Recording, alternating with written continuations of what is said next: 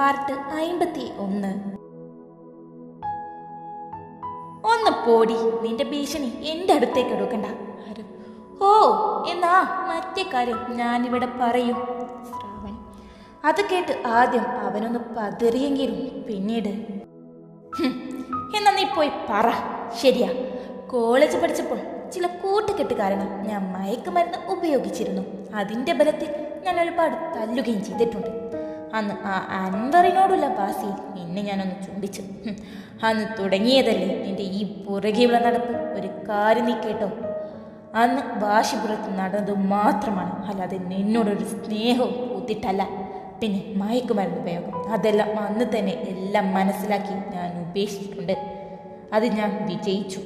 അത് അവിടെ വന്ന് വിളമ്പാൻ നിന്നാലുണ്ടല്ലോ, പയ്യ ആ ആരവ് ആക്കരുതന്നെ. അന്നത്തെ ദേഷ്യം നിനക്കറിയാലോ.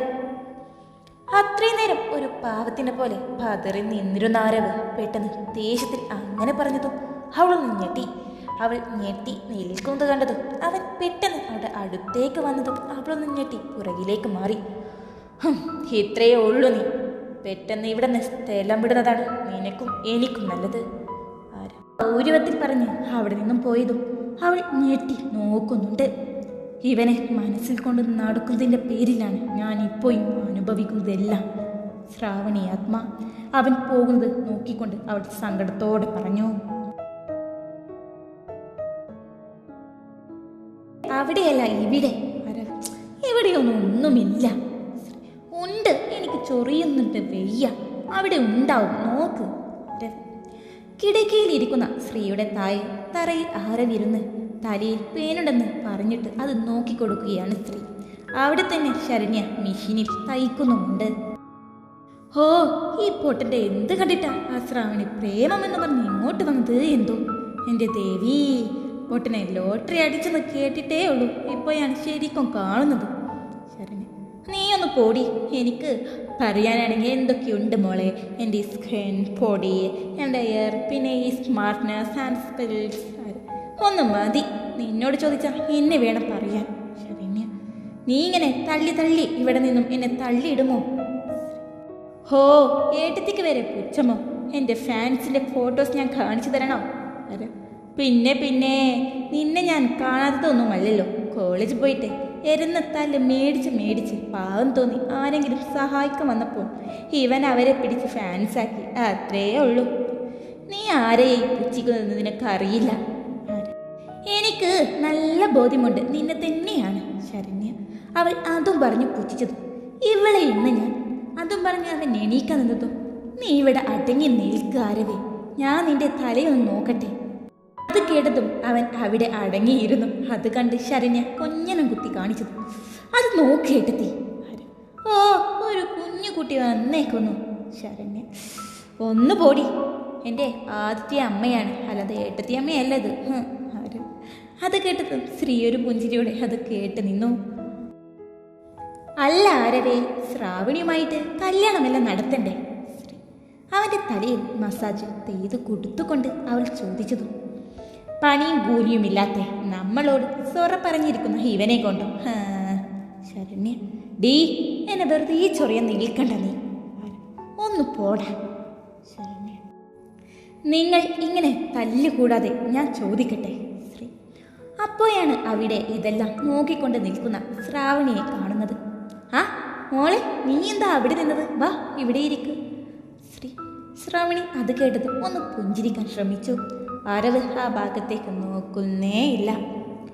എന്താ മോളെ നീ അവിടെ നിന്നത്? ശ്രീമോൾക്ക് ഇതുവരെ പാല് കൊടുത്തില്ലേ? ഞാനിത് കുറേ നേരമായല്ലോ തന്നു വിട്ടിട്ട്. അമ്മ അതുകൊണ്ട് പറഞ്ഞതും, പാൽ തരാൻ വന്നതാണോ? എന്ന് വാ, ഇവിടെ ഇരിക്ക്, നമുക്ക് സംസാരിക്കാം. ശ്രാവണി ഒന്ന് പുഞ്ചിരിച്ചു. അല്ലാതെ അവിടെ നിന്ന് പാല് കൊണ്ട് മുന്നോട്ട് വരാതെ ആ പാലിലേക്ക് തന്നെ നോക്കി നിൽപ്പായിരുന്നു. അമ്മ അവളുടെ കയ്യിലേക്ക് ആ പാല് നൽകിയതും ആരും കാണാതെ ശ്രാവണി അതിൽ വിഷം കലർത്തിയിരുന്നു. അവൾ അത് ആലോചിച്ച് ആ പാലിലേക്ക് നോക്കി നിന്നു. നീ എന്താ ഇങ്ങനെ നിൽക്കുന്നത്? അത് ഒന്നുമില്ല. അവളൊന്ന് തപ്പി പിടിച്ചുകൊണ്ട് പറഞ്ഞു. ആ പാല് കൊടുക്കുമോളെ, തണുത്തു പോകും. അമ്മ ശരണ്യക്ക് തയ്ക്കാനുള്ള അളവ് കാണിച്ചു കൊടുക്കുന്നതിൻ്റെ ഇടയിൽ പറഞ്ഞതും ഏ അത് പിന്നെ ഇതിലെന്തോ ചാടി. ഞാൻ വേറെ പാല് കൊണ്ടുവരാം. ശ്രാവണി ധൃതിയിൽ ശ്രാവണി അത് പറഞ്ഞ് അവിടെ നിന്നും പോയതും ഇവൾക്കിത് എന്ത് പറ്റി?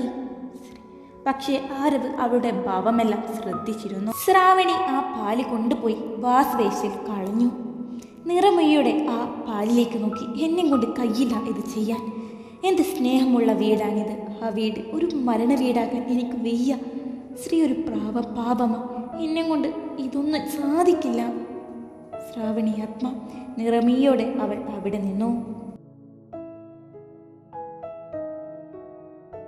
നീ ഇത് ചെയ്തില്ലെങ്കിൽ നിന്റെ ജീവിതമാണ് ഇവിടെ അവസാനിക്കാൻ പോകുന്നത്. നിന്റെ വീട്ടുകാർ പോലും പറഞ്ഞില്ല വേണ്ട. ഞാൻ പറഞ്ഞതുപോലെ നടത്തിക്കൊണ്ട് വന്നാൽ ആരും അറിയാതെ നിന്നാൽ നാട് കടക്കും. അതല്ല, നീ അത് ചെയ്തില്ല എന്നാണെങ്കിൽ പിന്നെ നീ കരയേണ്ടി വരും. വരുൺ പ്ലീസ്, എന്ത് തെറ്റ് ഞാൻ നിന്നോട് ചെയ്തത്? വിട്ടേക്ക് അവളെ. അവൾ പ്രഗ്നൻ്റ് ആണ് വരുൺ. അവളുടെ കുഞ്ഞിൻ്റെ ജീവൻ ഒരു അപകടത്തിലാകും. അവൾ കരഞ്ഞുകൊണ്ട് പറഞ്ഞതും, നിന്റെ ജീവിതം ഇവിടെ എൻ്റെ കയ്യിലാണ്. അത് നീ ഓർത്തു വെച്ചോ. പിന്നെ അവളുടെ ഒരു കുഞ്ഞ്, അതിനെക്കുറിച്ച് വൈകാതെ ഒരു ഗുഡ് ന്യൂസ് വരുന്നുണ്ട്. നാളെ ഞാൻ വിളിക്കുമ്പോൾ ഒരു പോസിറ്റീവായ ഒരു ഉത്തരം കിട്ടിയില്ലെങ്കിൽ പിന്നീട് നീ കരയേണ്ടി വരും. അരുൺ പ്ലീസ്. ശ്രാവണി കരയാൻ തുടങ്ങിയപ്പോഴേക്കും അവൻ ഫോൺ ഓഫ് ചെയ്തിരുന്നു. ശ്രാവണി ടെൻഷനോടെ അവൾ ഫോണും കയ്യിൽ പിടിച്ച് അങ്ങോട്ടും ഇങ്ങോട്ടുമായി നടക്കുന്നതിൻ്റെ ഇടയിലാണ് ബാൽക്കണിയിൽ നിന്നും എന്തോ ശബ്ദം കേൾക്കുന്നത്. അവൾ ഞെട്ടിക്കൊണ്ട് അങ്ങോട്ട് നോക്കുമ്പോൾ ഒരു നീല രൂപം അതിലൂടെ ഓടുന്നത് കണ്ട് അവൾ അവിടെ പോയി നോക്കുമ്പോൾ അവിടെ ആരുമില്ലായിരുന്നു. ഒരു ചെടിച്ചട്ടി താഴെ വീണ് പൊട്ടിക്കിടക്കുന്നുണ്ട്. അവൾ പേടിയോടെ അവിടെ ചുറ്റും നോക്കി. ആയ ശേഷം ശ്രീയും കാശിയും താഴെ ഒരു മുറിയിലാണ് കിടത്തം. ശ്രീ അവളുടെ വയറും തഴവിക്കൊണ്ട് ഒരു പുഞ്ചിരിയോടെ ഇരിക്കുമ്പോഴാണ് അങ്ങോട്ട് കാശി വരുന്നത്. നീ ഇപ്പോഴും ഉറങ്ങിയില്ലേ ശ്രീ? ഇല്ല, കാശിയേട്ടൻ ഇന്ന് വരാൻ വേഗമെന്ന് ശരണേട്ടൻ പറഞ്ഞിരുന്നു. കാശിയേട്ടൻ വരുന്നത് വരെ എനിക്കും കുഞ്ഞിനും ഉറക്കം വന്നില്ല. അയ്യടി, വയക്ക് കിട്ടാതിരിക്കാൻ കുഞ്ഞിനെയും കൂട്ടുപിടിച്ചോ നീ? കാശി അത് കേട്ടതും ശ്രീ അവനൊന്ന് ഇടിച്ചു കാണിച്ചു. ഞാനൊന്ന് കുളിക്കട്ടെ, ആകെ വിയർത്തു. ദാസേട്ടനിപ്പോ ലീവ് എടുത്തതോടെ തോട്ടപ്പണി ഇപ്പോൾ എൻ്റെ ചുമതലയായിട്ടുണ്ട്. എല്ലാം കൂടെ കൂട്ടിയാ കൂടണ്ടേ.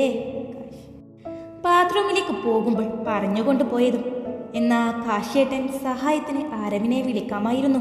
ശ്രീ അതൊന്നും വേണ്ട ശ്രീ, അവൻ എഞ്ചിനീയറിംഗിലൊക്കെ കഴിഞ്ഞതല്ലേ. അവന് ഈ പണിയൊന്നും ശരിയാവില്ല. എൻ്റെ പോലത്തെ +2 കഴിഞ്ഞ ഇതൊക്കെ യോജിക്കും. അവൻ്റെ പഠിപ്പിനനുസരിച്ച് ജോലി നോക്കട്ടെ. അവളുടെ സംസാരം കേട്ട് ബാത്റൂമിലേക്ക് കയറാതെ ഡോറിൻ്റെ അവിടെ നിന്നും കാശി പറഞ്ഞതും, എന്തിനാ പഠിത്തത്തിൻ്റെ പേരും പറഞ്ഞ് സ്വയം വില കുറക്കുന്നത്? പഠിത്തമുള്ള അവനും നിങ്ങളും എവിടെയാ ഉള്ളത് എന്നറിയോ? പഠിത്തത്തിലല്ല കാശിയേട്ട കാര്യം, പ്രവൃത്തിയിലാണ്. പിന്നെ ആരവ്, അവൻ കാശിയേട്ടൻ വിചാരിക്കുന്ന പോലെയൊന്നുമല്ല. അവൻ എന്നോട് ഇടയ്ക്കിടയ്ക്ക് പറയാറുണ്ട്, ഈ നാടും വീടുമാണ് എൻ്റെ ലോകം, ഇവിടെ ജോലി നോക്കി ജീവിക്കാൻ ആഗ്രഹം. കാശിയേട്ടനാ എന്നെ നിർബന്ധിച്ച് പഠിപ്പിച്ചത് എന്നെല്ലാം. അവനിപ്പോൾ അതൊന്നും മനസ്സിലാവില്ല. കുറച്ച് കഴിയുമ്പോഴേ ജീവിതത്തെക്കുറിച്ച് മനസ്സിലാവും. ഈ റബ്ബറിൻ്റെ അടക്ക, തേങ്ങ എല്ലാം ഇപ്പോൾ വില കുറഞ്ഞു വരിക. എന്നാൽ നമ്മൾ ഉപയോഗിക്കുന്ന സാധനങ്ങൾക്ക് വില കൂടുന്നു. ഈ ജോലി കൊണ്ടൊന്നും വരുന്ന തലമുറക്ക് ജീവിക്കാൻ കഴിയില്ല. പഠിച്ചൊരു ജോലി തന്നെ വേണം. അവൻ അതും പറഞ്ഞ് ബാത്റൂമിലേക്ക് കയറിയിരുന്നു. ശ്രീ അത് നോക്കി നിന്നു. അപ്പോഴാണ് ശ്രീക്ക് പെട്ടെന്ന് വയറുവേദന എടുക്കാൻ തുടങ്ങുന്നത്. കാശിയേട്ടാ, വയറിന് കൈ അമർത്തി പിടിച്ചുകൊണ്ട് അവൾ വിളിച്ചു. അവനാണെങ്കിലും ബാത്റൂമിൽ വെള്ളം തുറന്നതുകൊണ്ട് ശബ്ദമൊന്നും കേട്ടതുമില്ല. രാത്രി ഒരുപാട് വൈകിയത് കൊണ്ട് തന്നെ എല്ലാവരും ഉറങ്ങിയിട്ടുമുണ്ട്. അവൾ വയറിൽ പിടിച്ച് പൊട്ടി കരഞ്ഞു. വേദന കൊണ്ട് പിടയുമ്പോൾ അവളുടെ കൈ തട്ടി പെട്ടിൻ്റെ അടുത്തുള്ള ലാമ്പ് ലൈറ്റ് നിലത്തേക്ക് വീണ് ചിതറി. അതിൻ്റെ ശബ്ദമുണ്ടായതും കാശി ഡോർ തുറന്ന് പുറത്തേക്ക് നോക്കുമ്പോൾ വേദന കണ്ട് പുള്ളിയുന്ന ശ്രീയാണ് കാണുന്നത്. ശ്രീ, എന്താ പറ്റി?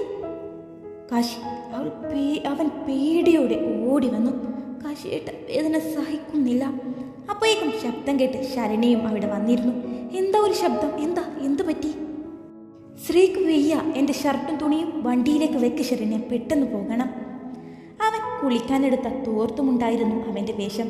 അവൻ അങ്ങനെ തന്നെ അവളെ കോരിയെടുത്ത് വണ്ടിയിലേക്ക് വന്നു. കൂടെ തന്നെ ശരണ്യയും. ഡോക്ടർ, അവൾക്ക് എങ്ങനെയുണ്ട്? ഇപ്പോൾ പേടിക്കാനൊന്നുമില്ല. ഇങ്ങനെ സംഭവിക്കാൻ കാരണമെന്താ പെട്ടെന്ന് ഇങ്ങനെ വയറുവേദന വരുന്നത്? അതിന് ഡോക്ടർ മറുപടി ഒന്നും നൽകാതെ അവനെ നോക്കി. ഡോക്ടർ, എന്താ, എന്തെങ്കിലും പ്രശ്നമുണ്ടോ? ഇപ്പോൾ പ്രശ്നമൊന്നുമില്ല, എനിക്ക് മറ്റൊരാളെ നോക്കണം. ഡോക്ടർ അതും പറഞ്ഞ് അവിടെ നിന്നും കടന്നു പോയതും അവനത് നോക്കി നിന്നു. അവളുടെ സംസാര രീതി എന്തുകൊണ്ടോ അവനിലൊരു സംശയമുണ്ടാക്കി. അവനത് നോക്കി അവിടെ നിന്നും കടന്നു പോകാതെ നിന്നതും ഒരു നിമിഷം സർ, ഒരു നേഴ്സ് അത് പറഞ്ഞതും അവൻ എന്താ എന്ന പോലെ അവളെ നോക്കി.